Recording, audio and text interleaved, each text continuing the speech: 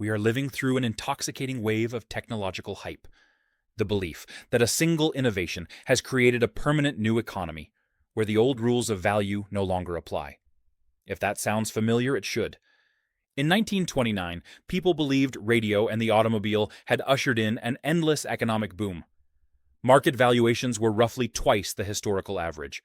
The crash that followed erased fortunes and triggered the Great Depression. In 2000, overconfidence and hype around the internet created the dot-com bubble. The Nasdaq fell nearly 80%, wiping out trillions in paper wealth. Today, market valuations and risk concentration are at extremes similar to 1929 and 2000. This time, it's being driven by the AI hype cycle. And the pattern is always the same: hype, borrow, speculate, inflate, crash. Here's the uncomfortable truth. The fate of the entire modern stock market is currently being decided by just 7 highly priced tech companies. This concentration risk is arguably more dangerous than anything we've seen before. John Templeton said it best. The 4 most expensive words in investing are, "This time is different." So, what exactly are the 3 hidden mechanisms keeping this AI bubble inflated today? Where are we on the hype to crash curve, and how long does history suggest we have left? And if your retirement and savings live inside this fragile system, how do you position your portfolio to survive the inevitable reckoning? Let's start with what this actually means for you. Most people feel like they're safely diversified. You've got a 401k, maybe some index funds, a target date retirement plan that sounded responsible at the time. But here's the problem. When the market is held up by just 7 companies, a collapse in that small group takes the entire market down with it. You're facing a concentration risk in your retirement fund that makes you vulnerable to a violent decline, even if you never bought a single hot AI stock on purpose. This is why the system feels like it stopped making sense. Asset prices are detached from the real growth of the underlying economy. We're not here for doom. We're here for defense. We need to dissect the forces behind this potential bubble so you can prepare, not panic.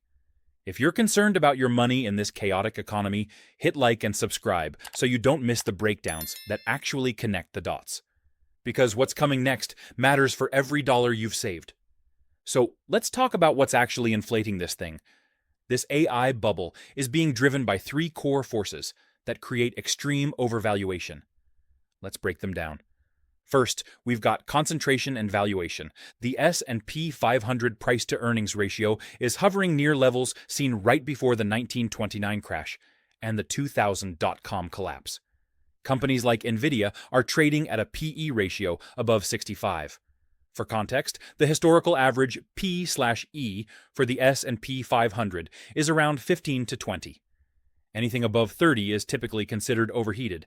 Nvidia is at 65. That's not a rational valuation based on current earnings. That's speculation driven by the belief that AI will change everything quickly enough to justify today's price. And maybe it will, but betting your retirement on maybe at these valuations is a very different story than simply believing in the long-term potential of technology. Now, the second force is what you could call the AI money machine. There's a hidden cycle manufacturing revenue based on future promises. It works like this. Chip designers like Intel, AMD, and Nvidia sell billions of dollars in chips. AI developers like OpenAI and xAI buy these chips to train their models. Then, these developers rent massive computing power from cloud companies like Oracle and CoreWeave, who in turn keep buying more chips. Money cycles through the same ecosystem over and over. It looks like explosive growth. But underneath, much of it is debt-fueled spending and investor capital, not sustainable, broad-based customer demand. These AI companies are betting that once corporations and institutions become dependent on AI, they'll be able to raise prices high enough to finally cash in. But right now, they're burning through cash. OpenAI, for example, is projected to lose billions of dollars this year alone. Mark Zuckerberg put it bluntly when he said, "If Meta ends up misspending $200 billion, it's worth it, because if they move too slowly, they're out of the competition." That's not confidence in a proven business model. That's existential fear driving investment decisions. The third force is more subtle, but it might be the most important: the scaling limit, the data wall.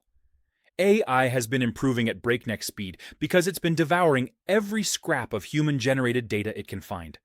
Every article, every book, every social media post, every public dataset. But by around 2027, AI is expected to have consumed nearly all available high-quality online content suitable for training. This is what researchers call the data wall. If AI companies can't find a way to scale beyond this wall, learning more from real-world interactions, synthetic data, or other breakthroughs, progress will slow down dramatically. Expectations could collapse. And when expectations collapse in a market priced for perfection, bubbles burst. The key idea here is simple. Market exuberance today is built on speculative revenue and a tight, near-term deadline. That 2027 data wall isn't a sci-fi thought experiment. It's a very real pressure point that could break the narrative holding this entire rally together. So the next question is, where are we on the curve? Are we early? Are we late? Or are we already past the point of no return? Right now, we're in the speculation and late inflation stage. The market has fully embraced the narrative of endless, AI-driven growth, even as the underlying math looks more and more stretched. And you can see it in three big signals. First, overvaluation across asset classes. The current bubble involves significant overvaluation in stocks, especially the S&P 500 and parts of commercial real estate. We've seen this movie before, in 1929 and 2000. Extreme valuations in a narrow set of assets came right before violent market corrections. Second, look at what insiders are doing. We are seeing high levels of insider selling. Executives at Amazon, including Jeff Bezos, and at Meta, including Mark Zuckerberg, have been selling massive amounts of their own stock. These people have the best information about their company's future prospects. When insiders sell at scale, at or near record levels, it has historically been a signal that major shareholders see current prices as unsustainable. They may not know the exact timing, but they know when risk and reward are out of balance. And third, there's the gold signal. Historically, when faith in paper assets and overvalued stocks starts to crack, investors quietly move into gold. While AI headlines have dominated the conversation, gold has been quietly climbing. That's not a coincidence. Smart money is hedging against the kind of concentrated, narrative-driven risk we've been talking about in this video. So what does this actually feel like for normal people? This phase is characterized by extreme volatility and the constant, unnerving feeling that you're missing out on enormous wealth if you don't chase the high-flying AI names. But chasing these assets right now carries the highest probability of being caught in the violent decline that tends to follow late-stage speculation. We're talking about potential drawdowns in the 65 to 80% range for the frothiest parts of the market. That's not fear-mongering. That's what actually happened in 1929 and 2000 when valuations reached similar extremes. At this point, it's helpful to zoom out and think about the fork in the road, because we don't know which path we're on, but we do know the basic shapes those paths tend to take. One path is the AI superboom. In this scenario, AI successfully scales past the data wall. New methods allow models to learn from interaction, experience, and more efficient training. The massive investments we see today end up being justified by sustained, explosive profit growth. On the ground, that would mean unprecedented productivity gains and economic growth. But it would also likely create rapid job market disruption and intense wealth inequality. The winners take almost everything. Those who own the infrastructure and the leading models capture most of the benefits. Another path is the Great Pop. Here, the data wall turns out to be a real limiting factor. AI still works, it still improves, but it doesn't live up to the world-changing revenue growth that current valuations are implying. Earnings disappoint. The collapse of future expectations triggers a cascade of selling. Because the market is highly concentrated, when the top 7 stocks fall, they drag the entire index down with them. On the ground, this looks like a painful, rapid market decline in the 65 to 80% range for the most overvalued names. Those who avoided leverage and speculation survive and eventually find bargains. Those who chased the hype near the top lose years or even decades of wealth building.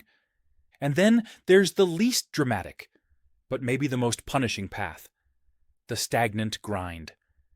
In this scenario, AI delivers modest, useful improvements, but never enough to justify trillion-dollar valuations everywhere. The bubble doesn't burst all at once. It slowly deflates over many years. You don't get a dramatic crash. You get a long stretch of economic stagnation. Inflation stays elevated. Growth stays mediocre. Returns are flat or choppy. On the ground, that means saving and building wealth becomes much harder for the average family. Your purchasing power erodes slowly but relentlessly. We don't get to pick which of these three paths we end up on, but we can control how exposed we are if things go badly, and how prepared we are if things go well. So let's talk about what you can actually do. And to be clear up front, what follows is for education and entertainment only. It is not financial, legal, or tax advice. Always do your own research or talk to a qualified professional before making decisions about your money. The goal here is simple. Build a framework where you're positioned to stay standing and potentially take advantage of opportunities if and when the current AI bubble unwinds. Think of it in three parts. First, you need some shock absorbers. Avoid emotional decisions and over-leveraging yourself. High-interest consumer debt is gasoline on the fire when markets fall. It forces you to sell assets at the worst possible time. You do not want to be the person who has to liquidate a 401k or long-term investments at a 50% loss just to make credit card payments. A simple buffer, 3 to 6 months of essential expenses in cash or a high-yield savings account, gives you breathing room when things get ugly. It buys you time, so you're not making decisions under maximum stress. Second, you want flexibility and optionality. Your income is the fuel for your wealth. In a bubble unwind, people with stable or growing income and low fixed costs have an enormous advantage. That might mean focusing on promotions, building a side income stream, or upgrading skills so you're harder to replace. When everyone else is forced to sell, you want to be the person with cash flow coming in, so you can buy quality assets at much better prices. Optionality is a form of defense. And third, you need to look hard at where your money actually lives. Putting all your money into a single exposure, like a handful of mega-cap tech stocks, is a recipe for getting dragged down with the bubble. Spreading risk across different asset types gives you more ways to survive whatever path we end up on. That could include stocks, with a focus on companies that generate real cash flow, and ideally pay dividends. Bonds or fixed income instruments that add some stability and income. Precious metals like gold, which have historically done well when faith in the financial system wobbles. Real estate for income and inflation protection if prices in your area make sense. And for some people, a small, clearly defined allocation to cryptocurrency as a speculative sleeve, not the core of the portfolio. One simple, concrete action you can take this week: review your retirement and investment accounts. Calculate what percentage of your total stock holdings is effectively concentrated in the top 7 mega-cap technology stocks. The so-called Magnificent Seven: Apple, Microsoft, Google, Amazon, Nvidia, Meta, and Tesla. If that number is above 30%, you are heavily exposed to the exact concentration risk we've been talking about. That doesn't mean panic sell. It does mean you should think seriously about slowly, intentionally rebalancing toward a mix that doesn't rise and fall with the same small group of names. The goal is not to time the top. The goal is to make sure that if and when this bubble deflates, you're not discovering in real time that your entire financial life was built on one narrative. You can't control what the Fed does next. You can't control Congress. You can't control whether AI lives up to the story being sold right now, but you can control whether you're fragile or prepared when the story changes. If you understand setups like this, you're far less likely to be the one panicking when the market turns. You're more likely to be the one calmly acting while everyone else is running for the exit.